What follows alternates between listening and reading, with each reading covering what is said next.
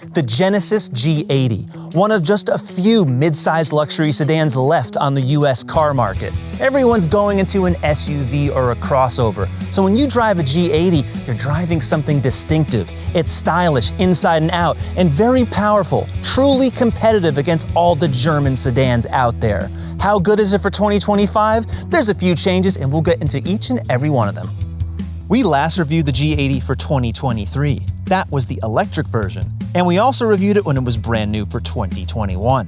Now, less than 10 years ago, the G80 looked like this. By looks alone, the G80 wins the beauty contest of all sedans. But what's underneath is just as substantial.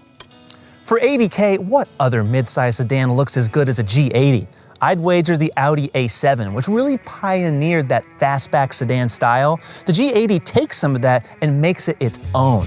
For example, the front, the double bar LED lights, and the side lights. That's all a Genesis trademark now. And for 2025, that grille, which has a very, very large, almost Bentley-like texture, has a double lattice work, so there's more lines in there. And those headlights, there's more LED elements, so they're even brighter and even more beautiful looking than they were before. Some of the wheel designs are also new. These carry over, and this is the Sport Prestige, so you're getting upgraded brakes as well. And there's sport dampers and rear wheel steering that turns the rear wheels a few degrees in the opposite direction at low speeds. It's only available on the Sport Prestige.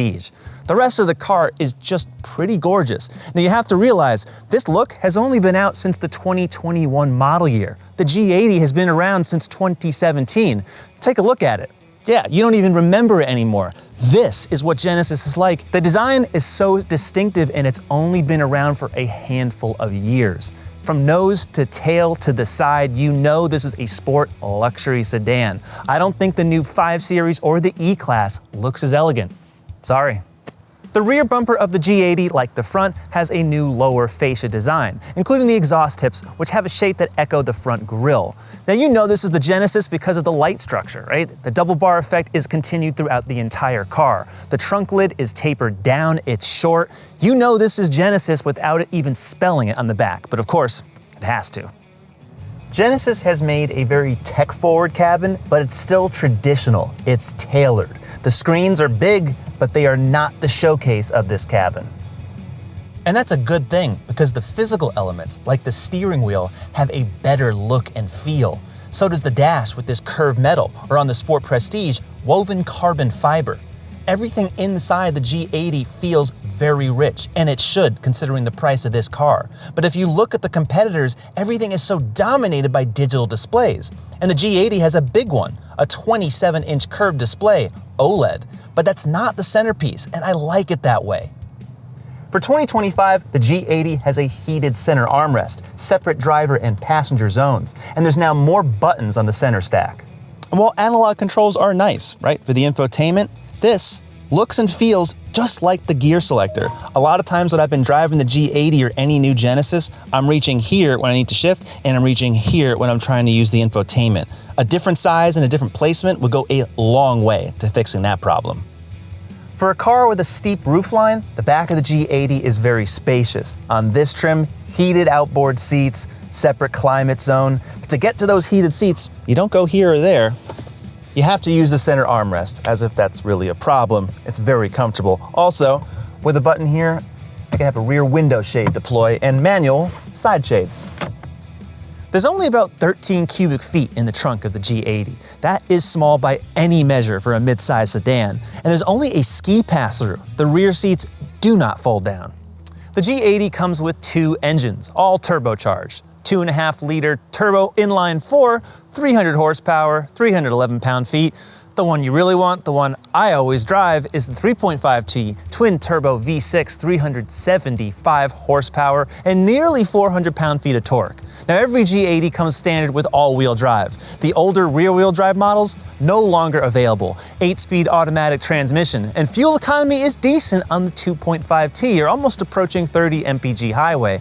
Not at all with the 3.5T. You're going down into the teens in the city, and based on all my experience in Genesis models with that engine, that is correct.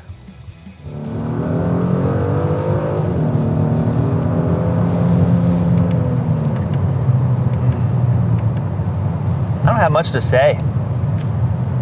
The G80 just takes away any stress, any problem. With 2 turbos and a Sport Plus driving mode that's on the Sport Prestige models, just quickens the response of the 8-speed automatic a bit more. Paddle shifters, of course. This car, though, really doesn't want to boogie down the highway at 90 miles an hour. You could, at your own risk, of course. But like a Mercedes E-Class, it's really happier, going a lot slower, a lot calmer. And all that said, though, I still like to hit the gas whenever possible, because the power is what makes a luxury sedan like this so enjoyable. If you're paying close to $80,000, having that power versus the standard turbo 4-cylinder, just in the way it responds and the way it sounds, that alone is worth it. It matches how this car looks, and it matches, really, its mission. For a car that's only been on sale since the 2021 model year, it's amazing how good Genesis has made this car. Everything about it, from the plushness of these seats to the ride, the fact that it has a road camera that senses what's coming up ahead and can adjust each of the individual dampers before you even hit a small bump or a crack in the road. These are features that cars didn't have at all. Genesis certainly didn't. And if you get behind the wheel of one of these cars, you're going to swear that Genesis was in business for the last 30 years. If you choose the G80 with the Sport Prestige package, you're getting rear wheel steering.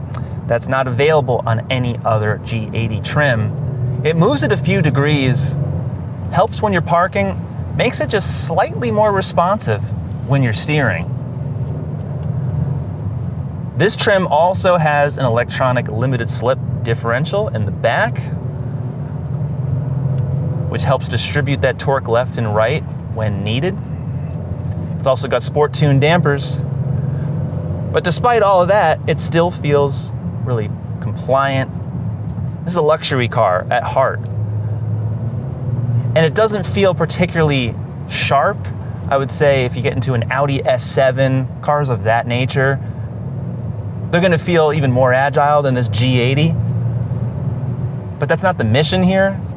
I think they've nailed it because it's comfort first, but there's a lot of great chassis control here. And it's actually just pretty remarkable. The torque from the V6, plenty of it. The gears are always in the right gear. Don't even have to use the paddle shifters. Steering is direct. The off-center feels good. On these big wheels and tires, it's not too firm. It's really a perfect balance. It's hard to get that right. Genesis has. What's great about driving the G80 is that you know you're driving something different. Not as many people buy mid-size sedans, certainly not luxury sedans. Everyone's going SUVs and crossovers. So when you pull up in a car like this, it feels special. I feel special just driving it because the whole interior just kind of envelops you. It's all these curves all around you. You just feel like you're kind of blanketed by all these nice materials, all the leather. And driving it feeling low to the ground, it's an express. I love it. Yeah, I would say the front camera reading this rougher road, a few vibrations come in. But whatever magic and sorcery Genesis is putting into the G80, I think it works.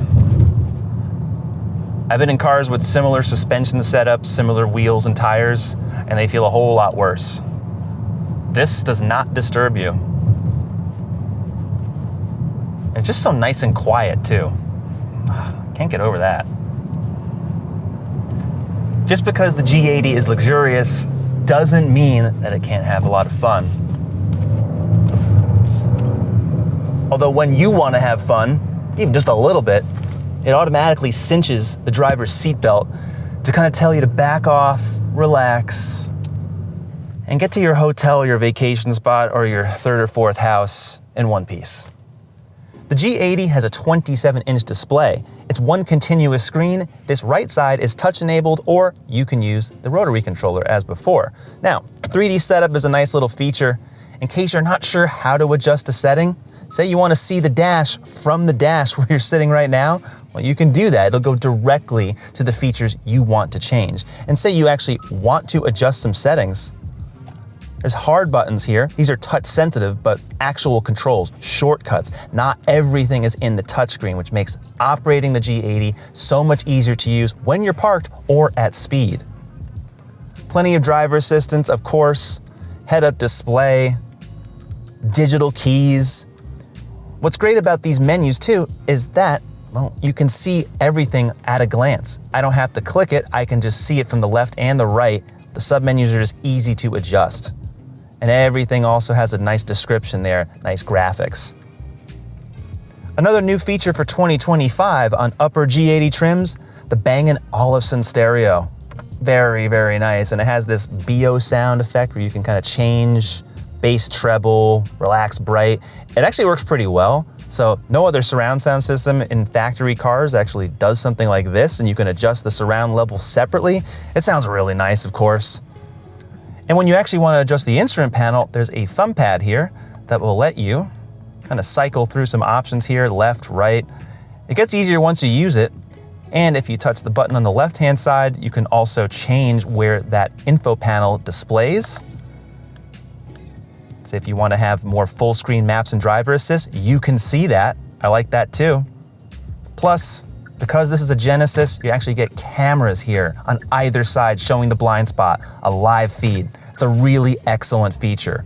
All in all, it does take some time to learn this system, but it's very good.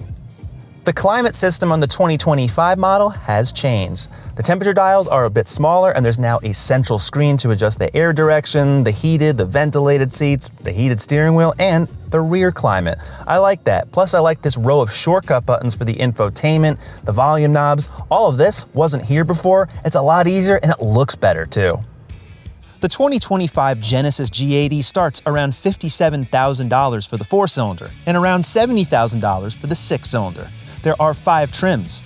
Ours was the most expensive, the 3.5T Sport Prestige at around $79,000. The competitors? The most obvious is the Audi A7. Then there's the Audi A6, Mercedes-Benz E-Class, BMW 5 Series, and Volvo S90. The Japanese and the Americans, they're really nowhere in this segment. The Lexus ES and Cadillac CT5 play several rungs down. And with any Genesis, you're getting a 5-year limited warranty and 3 years of complimentary maintenance. The Genesis G80 doesn't come cheap, and it's not trying to. For this price, fully loaded, I really do think it outshines the E-Class and the 5 Series and the A6, all of which just don't look as nice or feel as nice inside. A luxury car has to be striking. It has to show you off. Not just how much money you've spent on a car, but just truly how you're arriving, how you're dressed. This type of car elevates you. That's what luxury cars do. And it does it in a way that's not too showy. It's gonna last for a long time, and I like the fact that it's powerful, it's fun to drive, and the technology does not overwhelm the entire experience. That's why the G80 is a must-have, definitely a must-look. So go to CarGurus.com to shop for one and subscribe to our YouTube channel. We'll see you next time.